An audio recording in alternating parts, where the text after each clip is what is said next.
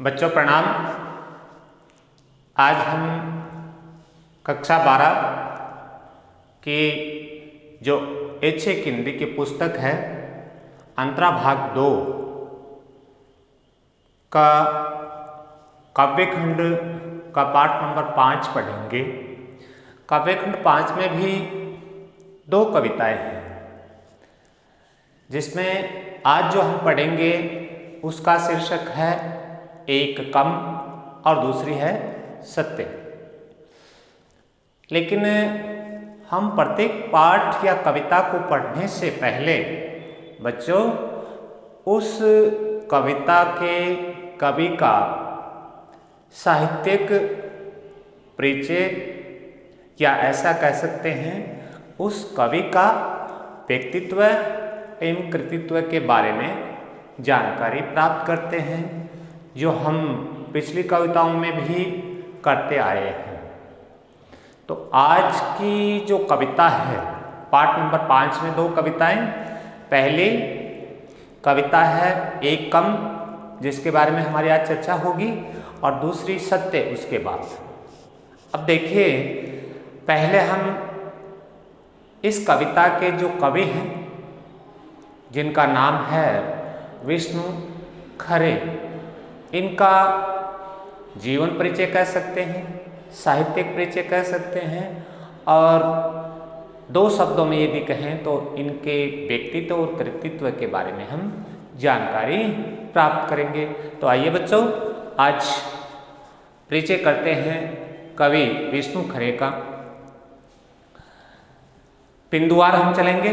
सबसे पहले देखिए, कवि का नाम है विष्णु खरे।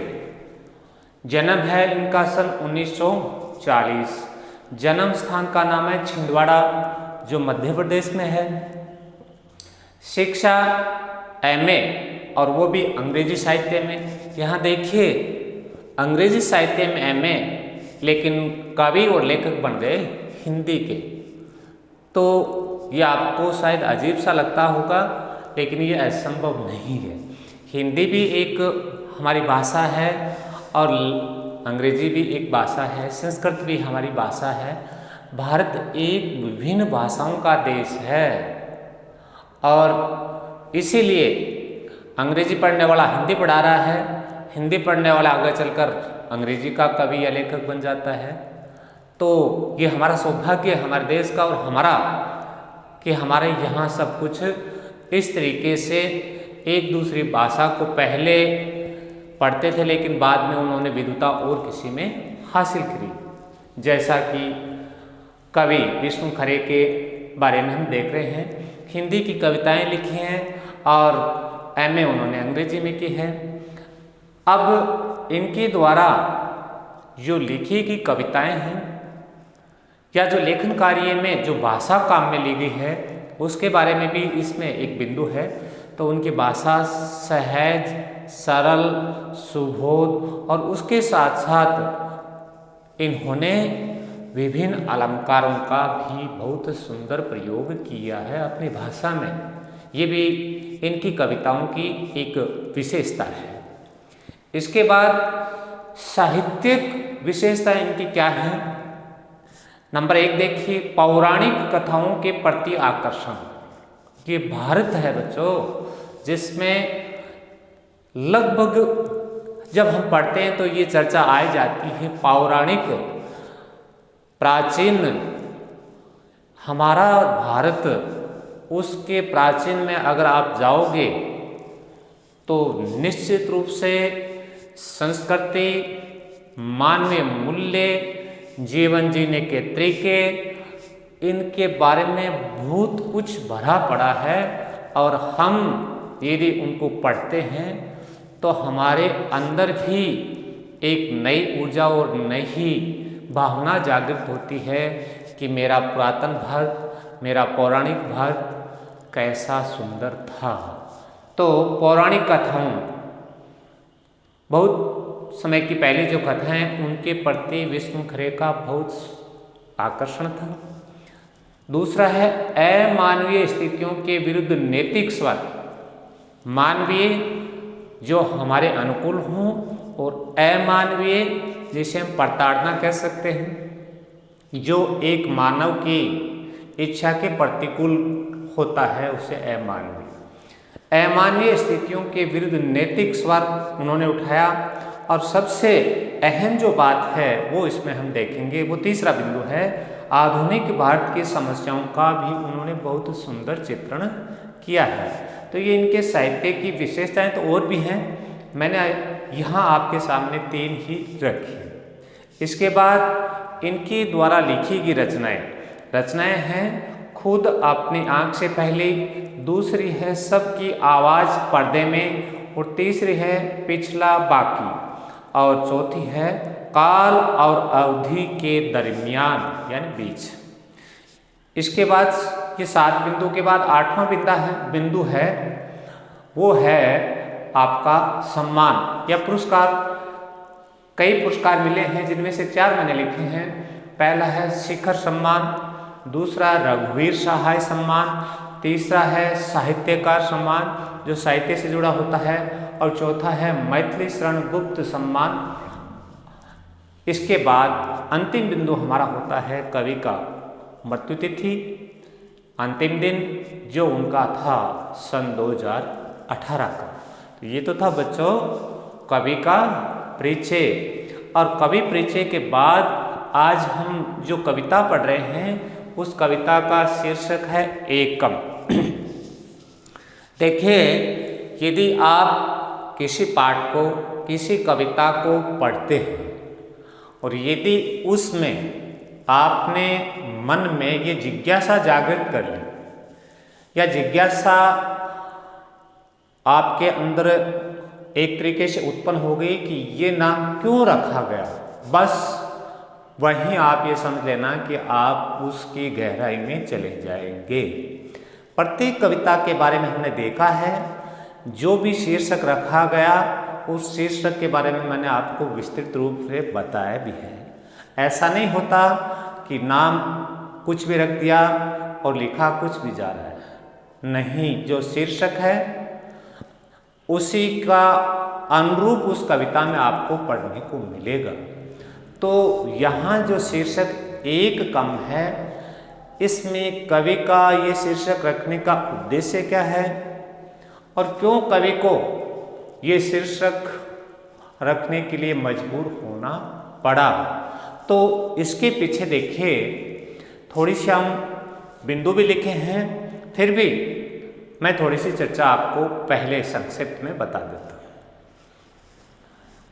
1947 में भारत आज़ाद हुआ। 1947 में आज़ाद होने से पहले हमारे देश के आज़ादी के जो सेनानी थे,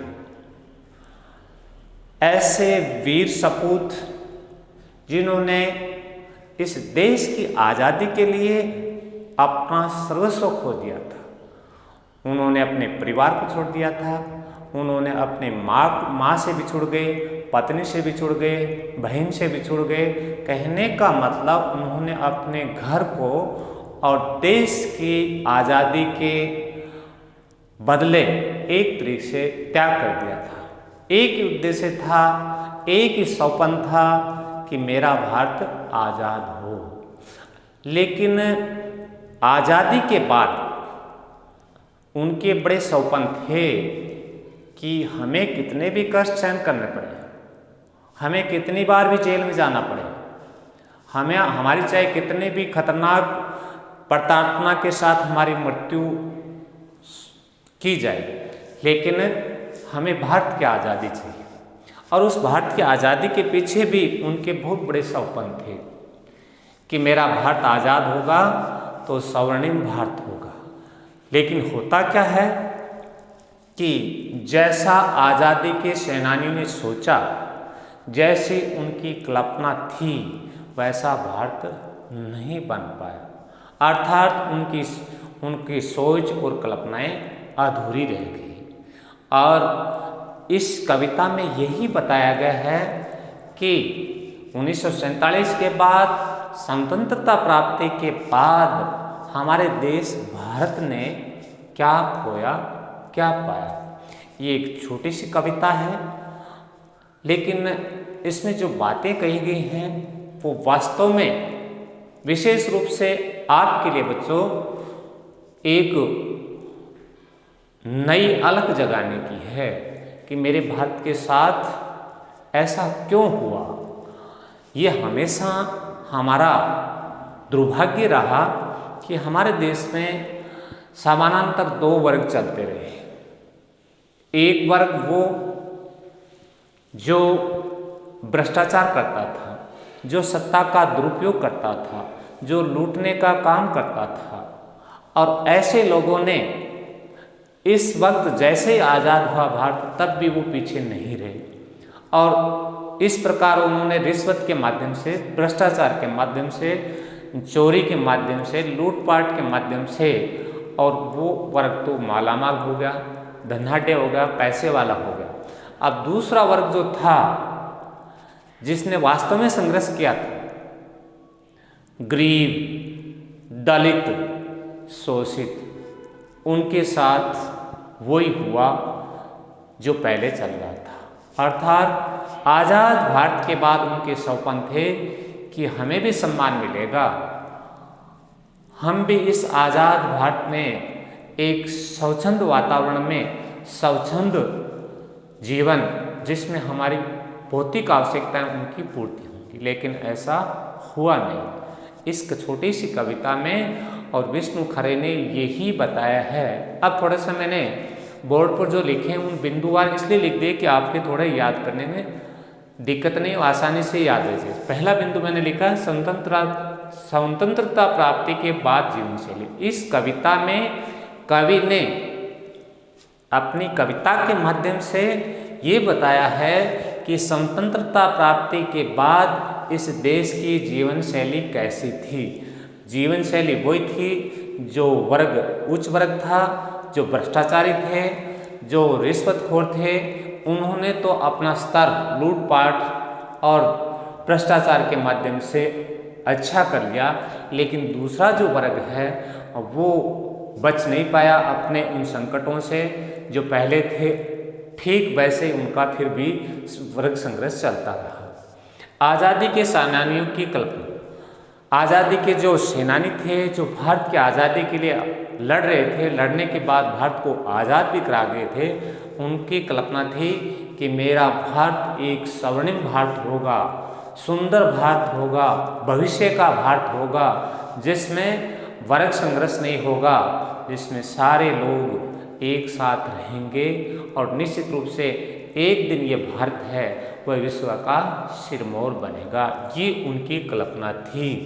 और इस कल्पना में पूर्ण नहीं होने के कारण क्या हुआ कि इस देश के निवासी, इस देश में रहने वाले वे लोग जो क्या थे, आस्थावान थे, जो ईमानदार थे, जो संवेदनशील थे।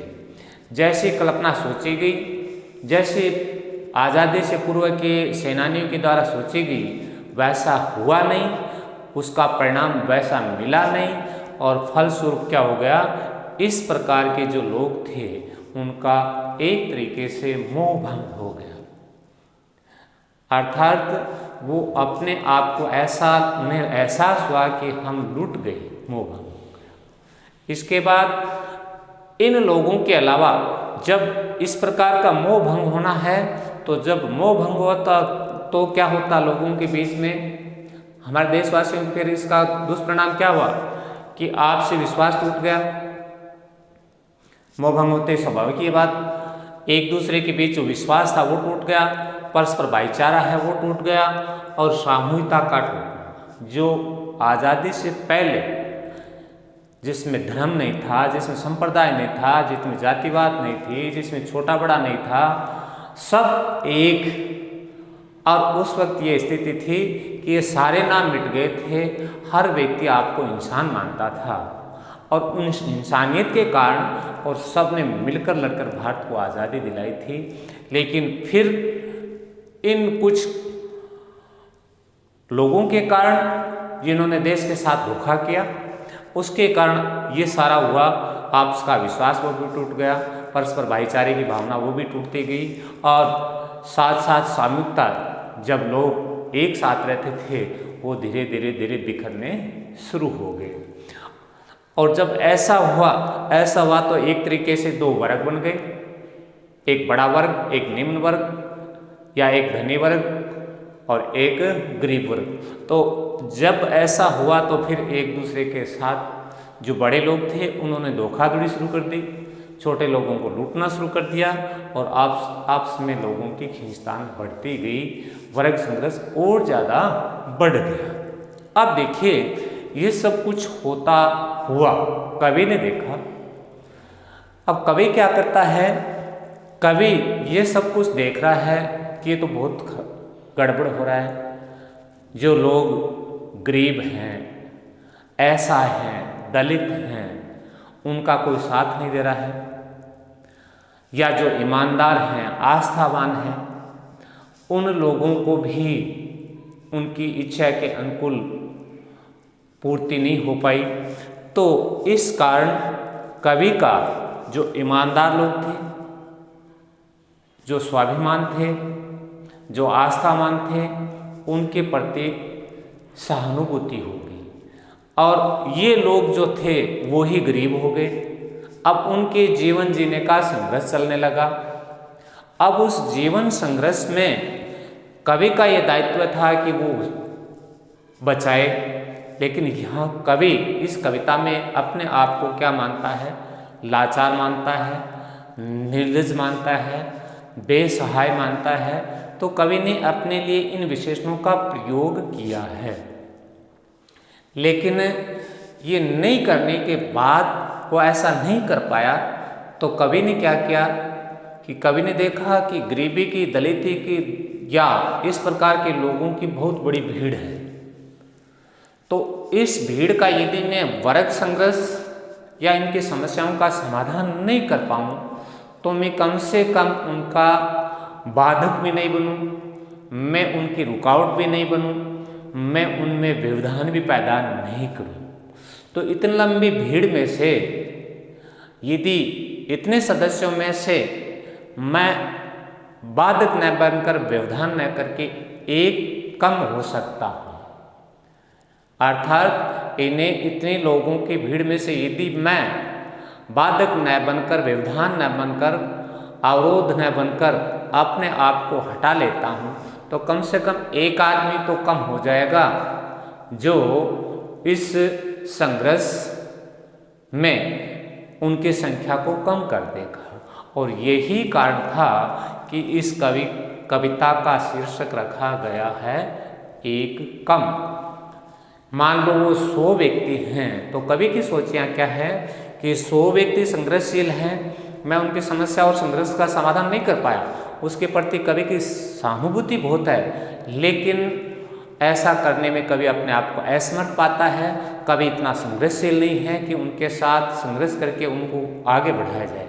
तो कवि ने फिर यही सोचा कि इससे अच्छा तो है यदि 100 में मैं शामिल हूँ तो एक कम होगा, कम से कम एक कम तो होगा, तो 99 बचेंगे संघर्ष करने वाले लोग। और इसी उद्देश्य को सोचते हुए, इसी बात के मन में आस्था रखते हुए कवि ने अपने आप को उस व्यवधान से अलग कर लिया, अर्थात एक कम कर दिया।